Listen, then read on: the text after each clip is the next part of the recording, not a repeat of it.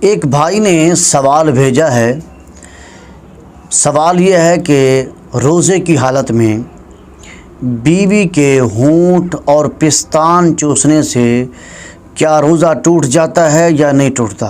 دیکھیں، اس سوال کا جواب بھی دیتا ہوں، لیکن اس کے جواب سے پہلے اس بات کا جاننا بہت ضروری ہے کہ روزے کا معنی کیا ہے۔ روزے کو روزہ کیوں کہتے ہیں؟ روزے کا معنی یہ ہے کہ ایک مسلمان کا بنیت عبادت صبح صادق سے غروب آفتاب تک اپنے آپ کو کھانے پینے اور جماع سے باز رکھنے کا نام روزہ ہے، اور عورتوں کے لیے حیض اور نفاس سے پاک ہونا شرط ہے۔ اب آتے ہیں آپ کے سوال کی طرف۔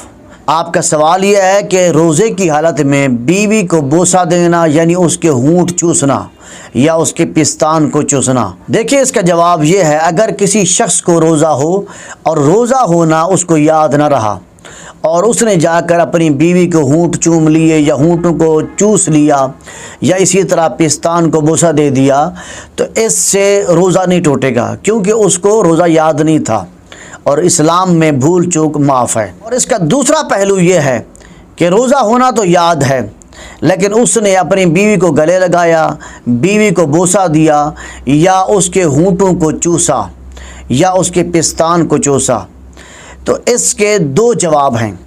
پہلا جواب یہ ہے، اگر ہونٹ کو چوسا اور اس کا لعاب اپنی بیوی کے منہ میں چلا گیا اور اس کی بیوی کو بھی روزہ تھا اور اس کی بیوی نے اپنے خاوند کے لعاب کو نگل لیا، تو عورت کا روزہ ٹوٹ جائے گا۔ اور اسی طرح بیوی کا لعاب یعنی تھوک خاوند کے منہ میں چلا گیا اور خاوند نے روزے کے حالت میں بیوی کے لعاب کو نگل گیا، تو روزہ خاوند کا بھی ٹوٹ جائے گا۔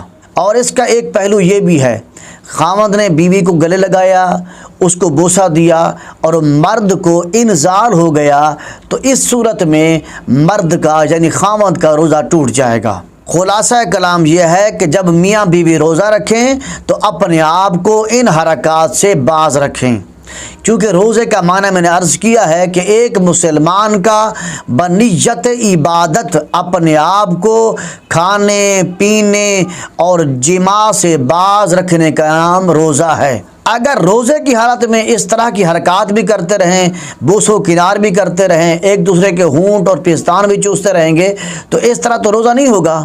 لہٰذا ان چیزوں سے بچنا چاہیے تاکہ ہمارا روزہ صحیح